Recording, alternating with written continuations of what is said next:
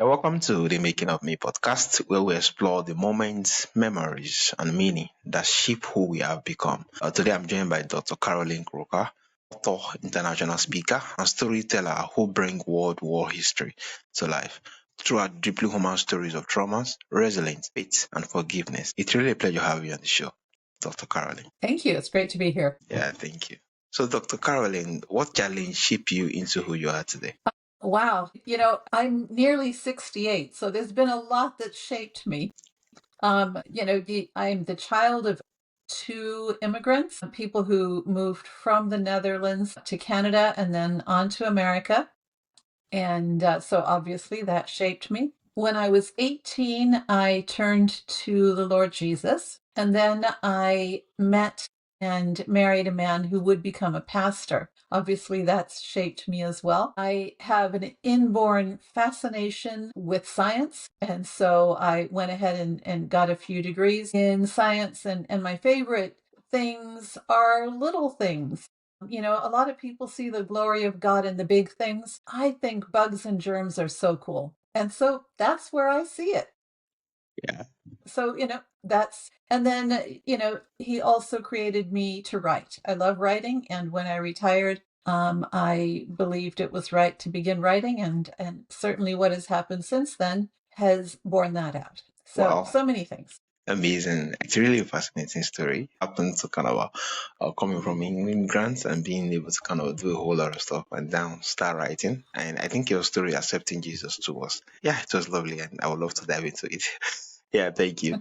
Yeah. So what first drew you to the World War II as a focal point for your writings and research? Well, it was very easy in that my father, when he passed away, I wanted to distract my mother from her grief. They'd been married for 60 years. And so I wrote down the story she told me of her childhood growing up in the Netherlands, which was during the occupation, during World War II. And they were funny stories, silly things, like she wanted the biggest dessert, so she spat in it, and just silly things. And when I was finished writing all the things she had said to me as I grew up, the stories, I showed it to her and I said, "Hey, Mom, what do you think? Is that going to be a book?" And she said, "You forgot the rest." And I said, "Mom, you never told me that part." And so that became a 5-year collaboration where we worked together. And she told me those parts of her childhood that she would think I should not know as a child. But I became fascinated by it. And then I did a lot of research on my own to see, what happened during World War II in her area of the country, of the world I didn't know. And I found that there were some memories she had that gave new light onto things that nobody knew. Like there was a bombing of a building, the Kleidkamp building, that what it says in Wikipedia is not accurate. Of course, Wikipedia is not such a great resource, but history did not record it accurately because the Allies bombed that building and they didn't want it to look like that many people died when they did. And so, because they were the victors, they recorded inaccurately. And my mom remembered it. And so, those were very interesting for me. So, we together wrote the first World War II book. And then after that, I wrote one about my father's childhood, again, doing a lot of historical research. And I'm now engaged in writing one about my grandmother's life in the same place during the same time.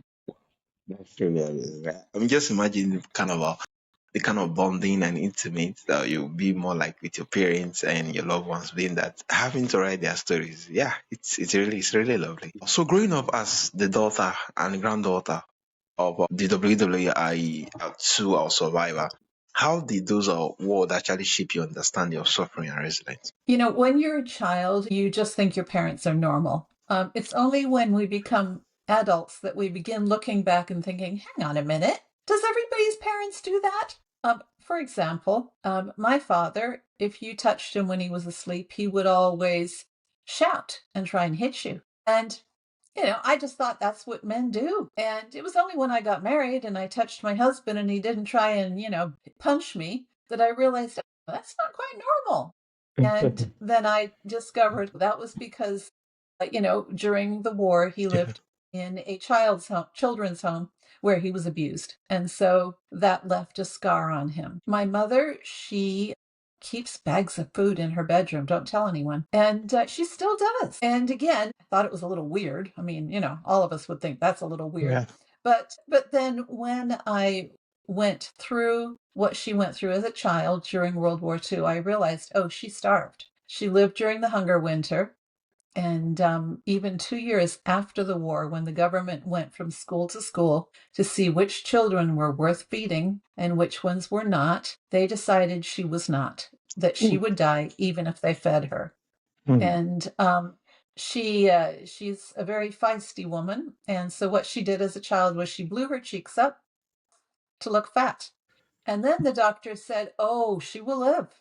And they gave her extra food, and she just turned 91. So it worked. But all Uh, of her life, she's yeah. kept extra food because of what she went through as a child. Wow. I mean, just imagine what that experience would have been for her. It's really horrific being that, looking at the disposition of a child, do we get to know whether to feed the person or to know whether the person is about going? And that was really, really me. Yeah. So how Mm. does generational trauma quietly show up in family, even decades after the original event happens? I think part of the reason is because you don't know. You don't know that your parents have gone through trauma, and you don't know what they are teaching you, even inadvertently. Something that I don't know what other people experience, but I know something that I have experienced in my own life was a profound distrust of men. I thought they were terrifying. And as a teenager, if a teenage boy got near me, I jumped a mile. I was terrified. And I didn't know where that came from. It was only when I had my own boys and they became teenagers that I realized, oh, teenage boys aren't really scary. They're just people. But I wondered where that came from. And it was when I was writing the book with my mother. And my mother told me about her father's activities during World War II and how men would pass through the house. When planes crashed, suddenly men would appear in the house and then they would go next door and next door. And oh, I put it together. Her father was a member of the resistance. Well, because about 10% of Dutch people were traitors and were collaborating with the Germans, but you couldn't tell who was a traitor, could you? Because, I mean, they all spoke Dutch, they all looked the same. Her father taught her to be profoundly distrusting of men. My mom didn't know why her father taught her that, so she taught me. And there we are. It went down the generation completely for no reason because, I didn't know that that's where it came from, and she didn't know why her father taught her that. Wow, that's really amazing. And I'm glad you actually more like got to ask the question because I think it just make it more obvious that sometimes trauma can be passed from one generation to the other. If we don't ask questions, we just naturally live out what our parents actually more like suffer from. And yeah, being that we can't even explain how it happened, except we start asking the question why and why. And it's really amazing that you ask. So your book highlights miracle alongside pain. Why was it important for you to actually include both? Well, that's that's life, right? Let's face it.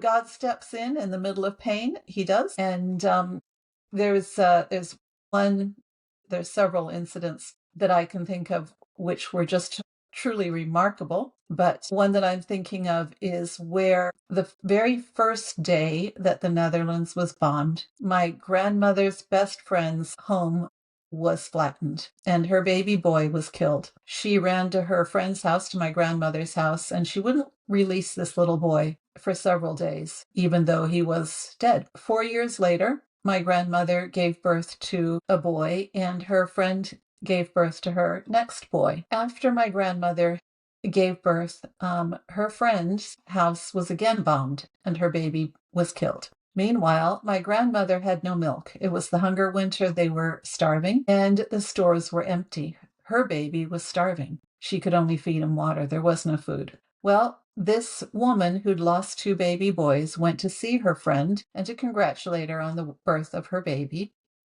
And when she heard the baby crying, she opened her blouse and she fed him. And after that, every day, once a day, she came and she fed the baby. That's all the milk she had was for once a day. But it was enough so that he grew up. And in my mind, that woman, whose name is Vera, is a heroine. I just find that utterly remarkable.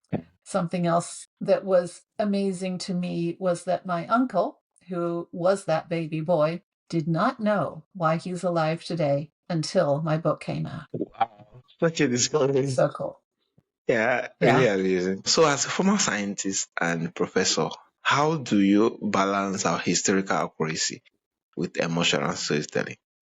Science makes me praise God. When I know how biochemistry works, when I understand how proteins are made and how DNA controls things and how we have, almost 100 encyclopedias of information in every single one of our cells, that makes me emotional. I just think that's so remarkable. And so, just because I'm a scientist doesn't mean I don't have emotions. I do.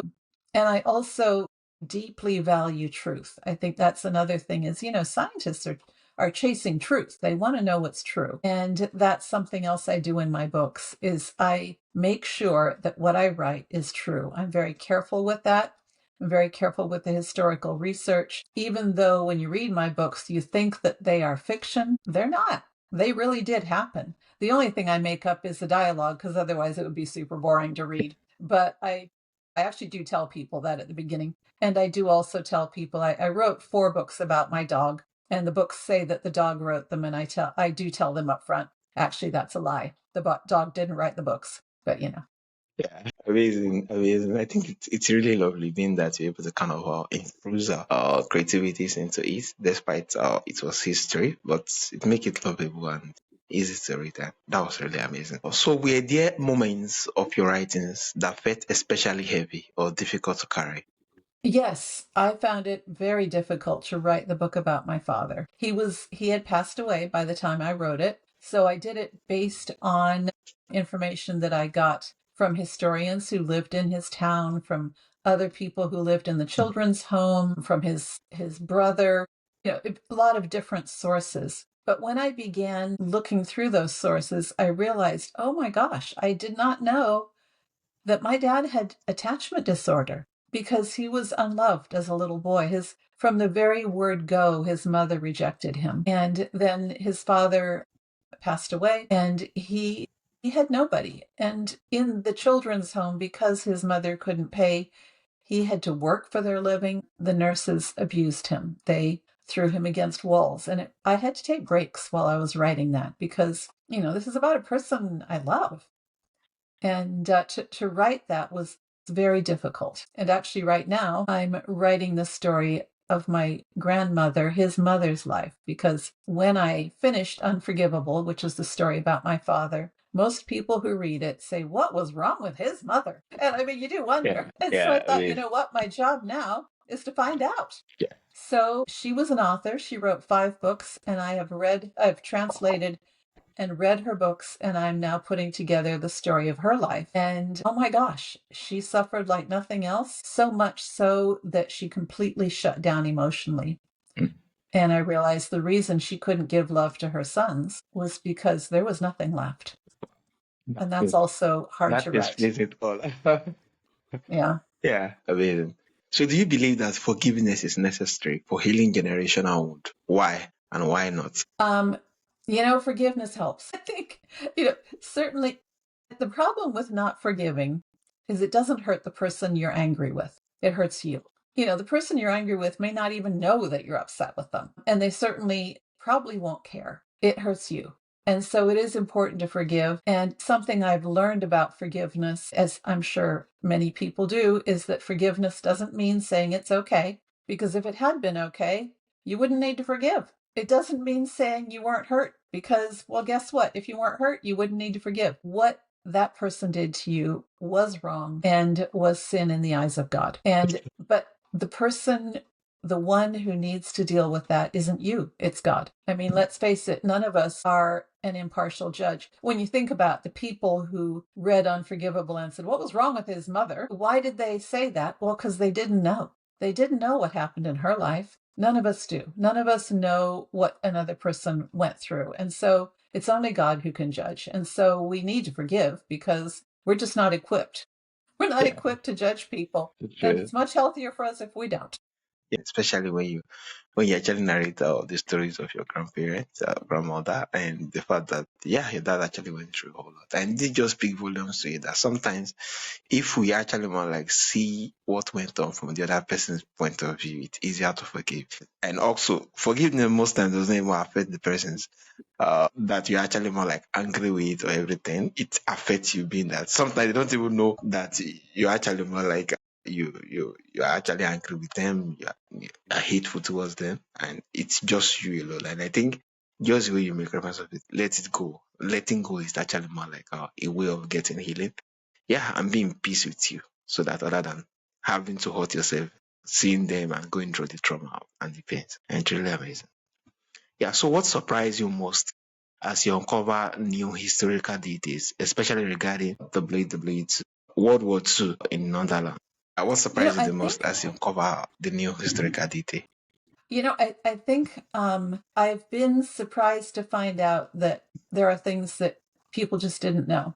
Like about the bombing of the building. I was surprised to find out. Oh, the history books aren't accurate. Now I should have Yeah. known that. Everybody knows that. But I also have been surprised, honestly, when I'm in the middle of writing the book about my grandmother, which will be called "The Truth Was Different," and it's about the fact that the truth was different from what we all believed. But it is amazing to me how this woman, who, when I met her as a teenager, because I didn't know her while I was growing up, she told me she didn't believe in God.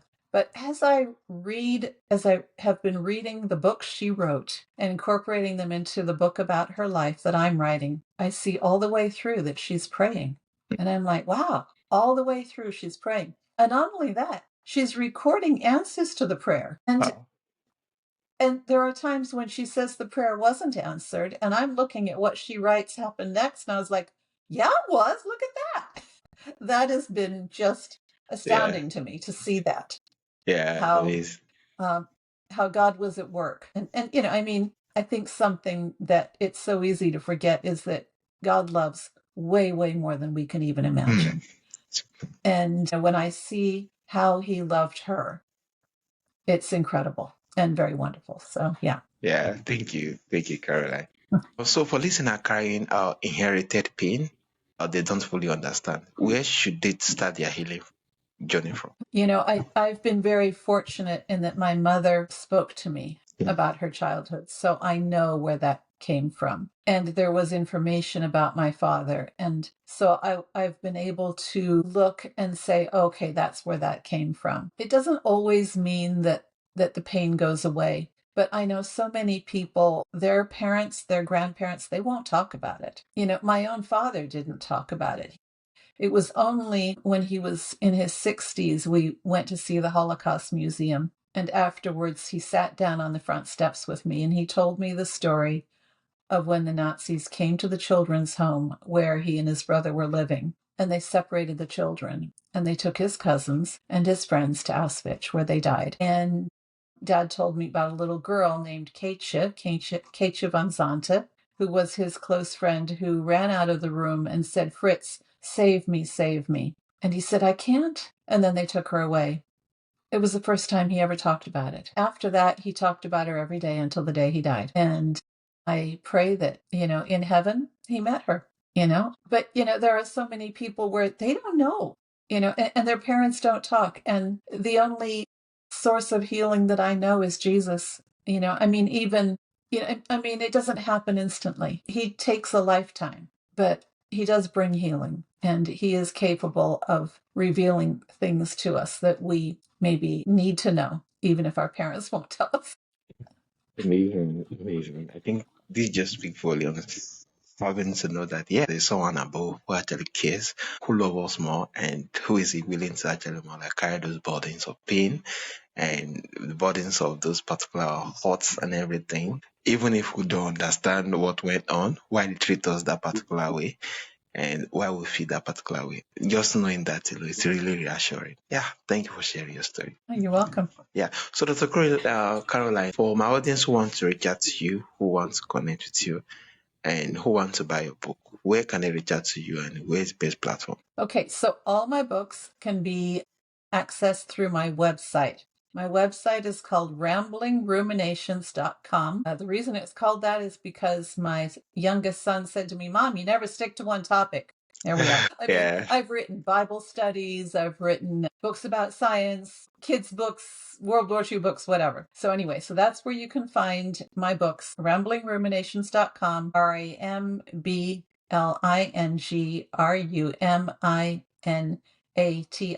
RAMBLINGRUMINATIONS.com. Thank you so much, Dr. Caroline, for sharing your wisdom, history, and heart with us today. If this conversation resonates with you, you can explore Caroline's book, writings, and upcoming speaking engagements at Grumination.com. It's going to be on the show note. This has been the Making of Me podcast, where stories remind us that history live on, not just in book, but in people. Once again, it's really a pleasure having you on the show, Dr. Caroline. Thank you very much for having me. It was Yeah. fun.